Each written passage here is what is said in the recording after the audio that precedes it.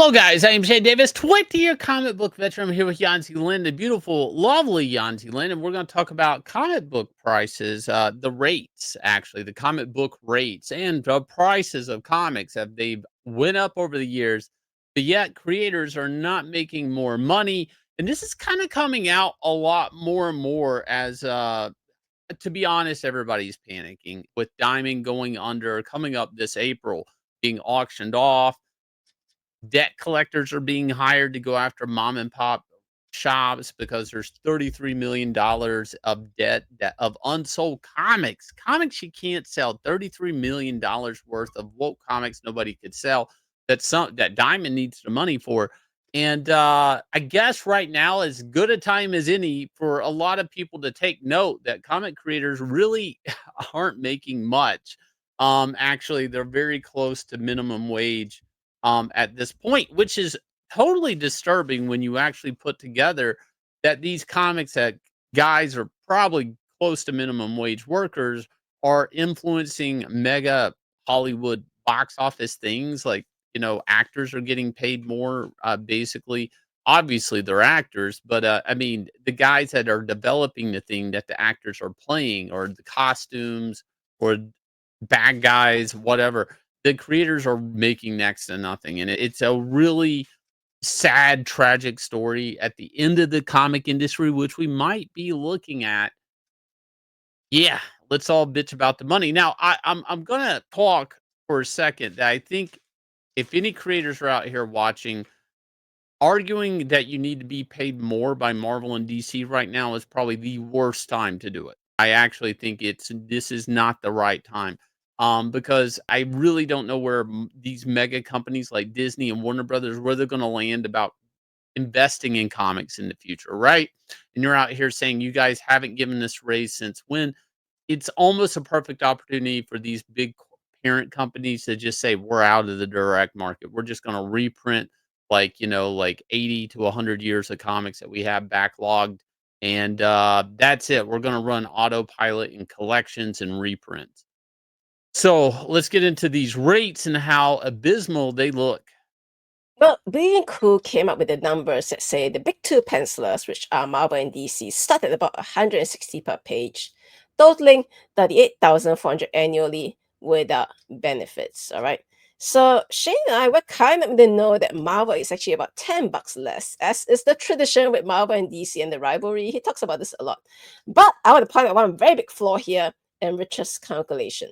And that is he assumes you do a page a day over 8 hours, 20 pages a month. Now, hold your horses, buddy. Nobody, in the way that comics is demanded to be so detailed this day, is doing a page a day, 20 pages a month. Oh, okay. So at one point in time, that was the case, and he's kind of right on that starting rate. That is about what I started comics at, but I'm talking all the way back in like 2003. The page rates really haven't moved that much since. And to be honest, I probably pay more for people that work for me than what Marvel and DC does. Now, that page rate he has, this is what's sad about it, actually includes inks. That is what Marvel starts people out Oh. for, pencils and inks, not just pencils. So, but that's what's caused this. He's suggesting they do one page, and that's what it was. They say, "Hey, you want to make more money? Draw faster," and that's what the quality that people are getting right now in their American comics. That's why it looks like that, because they do have to financially. The only way they can survive, not deadline pressure, but the only way they can survive is to draw that page in 8 hours. That's it. That's the only way they can make ends meet. Make ends meet. Hello, it is like barely New York minimum wage. New York minimum wage, 40 hours per week is 35 grand a year. So comic artists, 38 grand a year, a little bit more than New York average rate. But you and I, we all know nowadays a page a day is very, very difficult to achieve. One thing Rich is leaving out of this, and I have to interject here, is that yeah, that isn't money that anybody in New York or Ohio even, doesn't matter, in America with the price of eggs and stuff, nobody's getting by on that. But overseas, that money goes a lot further in Brazil. You see how this works, and that's one thing that Rich is leaving out of this is, like, Yeah, these rates, you're gonna get better work and people can live off of it more and get better quality if you go hire a Brazilian off these rates. Well, and he also wants to make it sound, okay, guys, it's not that bad. You're not making close to minimum wage, guys. As a penciler, you can also sell your original art. For someone starting out, that might be an average of around $100 a page. Now, that's assuming that every single one of your pages sell, and then he assumes that, yeah, then you can add another 15 to 20 grand to your income per year, which puts it at about 55 grand a year.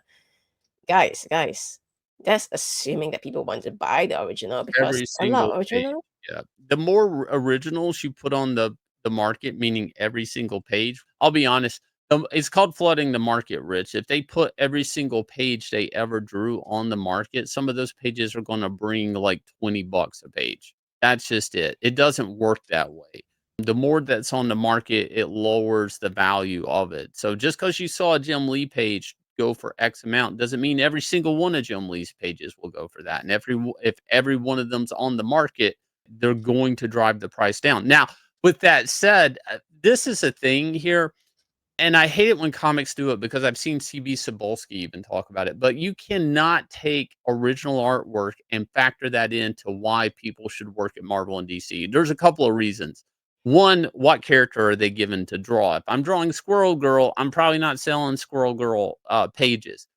Two, what did the script ask for? If they're boring pages where they're sitting in a diner, you ain't making much selling those. But if you have a double page spread of Spider-Man swinging above the city, or Batman, or any of these characters, that something iconic, yes, that will work. But let's face it, comics really aren't written with cool action sequences or any of that today. They're actually written to be dumbed down, low budget TV shows. So chances are your originals in the market are gone. And one of the things that he's leaving out of this altogether is they are spending money for artwork, but it's the cover rates with J. Scott Campbell or somebody like that. This whole market of a really nice cover with shitty interiors, that's the comic market today. That's what Marvel and DC have been selling, and that's the fumes are running on. Well, I think the tragedy of it is that Marvel and DC are basically caught paying rates that are below what much small publishers are paying. For example, editor-in-chief of Harris Comics said that these are his starter rates in 2009. Okay, Yeah. penciler alone is 190. So if we talk about the pencil and ink rate that Marvel and DC offers, which is about 150 as a starting rate combined, well, this is basically almost double when he offers this. Yeah.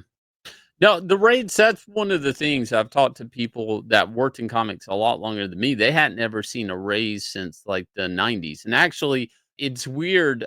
People, Marvel and DC, and this is being omitted out of this, but Marvel themselves did a and B rate for certain books. So, like something like is really abused, but ideally, if it's an A book, you get your normal rate. If it's a B book, meaning a lower tier book, you're going to lose $10 a page, and so you have like a swing rate, it fluctuates, right? And we've seen how fluctuation in mortgage rates and stuff never it caused a crash.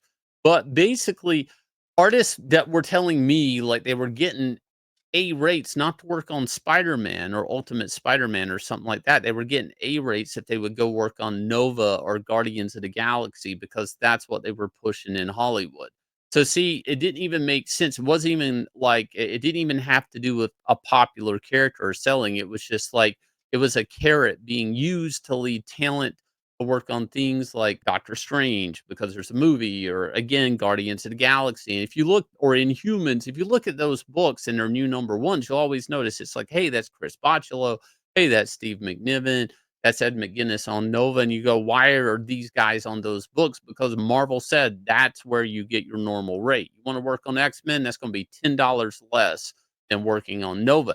And that's something that the industry, I mean, it's very abusive to the market, meaning like the retailers can't sell that shit.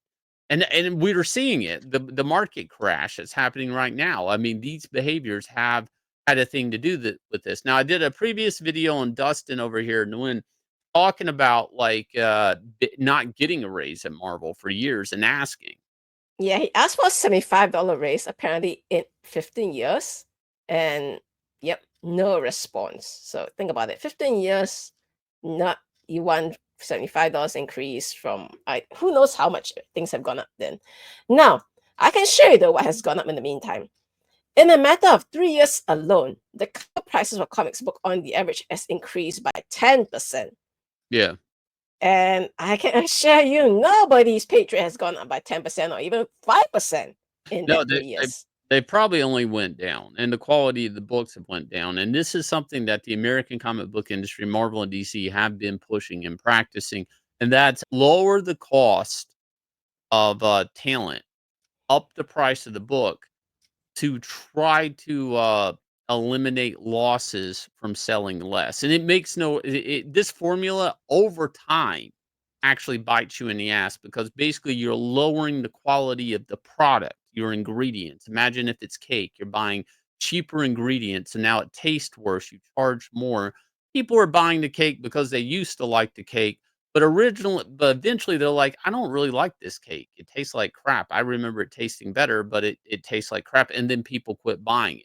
And then what? And then you're trapped in this cycle of upping the price, trying to make up for the customers who are leaving. And it's a vicious cycle that Marvel and DC have been practicing for years. And because they've been practicing it for years, that's the only thing they know to do. Their profit margins right now, the American comic book industry is in such bad, bad shape. Like we have Jim Lee and Jeff Loeb coming back for Hush too, but really that's not going to save the American comic book industry. It just looks like you're trying. And it looks like you're trying on one book at best. I mean, there are so many issues. Like we need all talent back on board. We really do. We actually need old talent and we need new talent back. We got people like John Burnout here drawing his makeshift X-Men comics. It's like, what is that doing for the American comic book industry? Nothing. Where is it? You need people like Joe Madureira. You need like Brian Hitch. I mean, half of everything going on at Ghost Machine should be happening at Marvel and DC. But the only reason it's not happening is the page rates. That's it. It's page rates. It's all about money and not paying money to creative people to, try to make movies because that's really what's happening with the American comic book industry, and it's tragic. There's so many ways that they could pay artists for contributing to these characters, whether it be like media, back ends, incentives for toys and stuff like that. I mean, a new deal could be drafted that would incentivize every great artist to go and make their fortunes making Marvel and DC Comics rich. But that's not happening, because they've had it too good for too long with bad work for higher agreements that they panned out. Big payday happened, and that was Hollywood came in and everybody made their money, but not the comic creatives. So is this gonna change? Probably not. If American comic book industry, meaning the big 2, can rebound off of this diamond fiasco that's happening this year, I don't know. Do they restructure? Do they come back to the table with new agreements? Because the reality is there should be new agreements. There should be not just better page rates, but there should be some sort of incentive to maybe suffer through that page rate. Maybe an incentive to give Marvel and DC a new bad guy, a new character that would rejuvenate the IP, but be a great villain in a video game or a toy or a movie, and you might get rich. You might be so rich that you can retire early because you gave this company a lot of bank. That deal should happen, but for some reason I just don't see the deal. I don't see any heads coming together. Now, a lot of people are going to say it's time to unionize, that this is an issue, that a lot of guys need to demand better rates and stuff like that from Marvel and DC. And again, I'm going to do what I said before. I don't know if this is the time. I don't know when the right time was. I think it was like maybe 5 years ago, 10 years ago, maybe. I don't know if it's now when everybody's maybe looking at the life support of the American comic book industry and what's going on with Diamond, and they're actually thinking Marvel, meaning Disney and Warner Brothers are saying, "Do we just pull the cord on it?" I don't know. I've never seen these 2 companies wanna sink money into publishing. They just wanna take money out of publishing and try to make money off of what publishing does as far as entertainment goes, media rights, and all of that. If you guys will, look down below, hit like, subscribe, ring the bell for notification. Also, please check out our own creator-owned book, Inglorious Rex, as it's rocketing to $267,000. That is a lot of money. That ain't cheap. We getting paid at Nine Lives Comics. This is coming down, I think, March 26th, right? So if you guys haven't picked up your copy, I think not this Wednesday, but next Wednesday, or if not, then the week after, we're taking this campaign down. You can buy 1 and 2 in our shop. And again, it's a beautiful book done by beautiful people at Nine Lives Comics. I'll leave you guys with a trailer for this smash hit comic, and we'll catch you guys again with another video.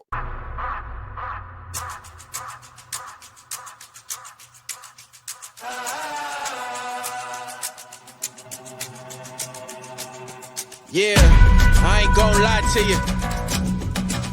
Truth always hurts worse. Doing good till first reverse, now you last. Blast of the past. It's cool though. Last card, play it right. Uno. We never let up. Been down forever. Sick man, we fed up. Know that we tired. Wake up the beast that's been sleeping inside. It's time to ride. We ready to slide. Hard headed. I will not listen. If you do not get it, that's your bad. Keep up. Up in the sky like we see you feet up. Metal meets metal. It's no keeping up. Sniper division. It's no seeing us. This here